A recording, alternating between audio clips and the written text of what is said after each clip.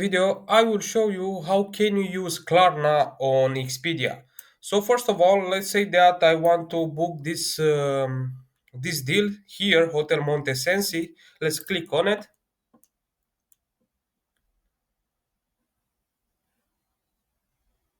Let's click on it, and here let's say that let's see what offers they have. Uh, okay, right now, let's say that I want to choose this package here, which is a good one. I will click on reserve,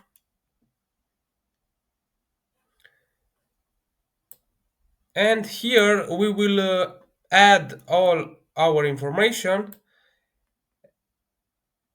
and here we will need to add our Klarna card details. So I don't know, just add here. Don't forget to add security code and zip code because it's very important.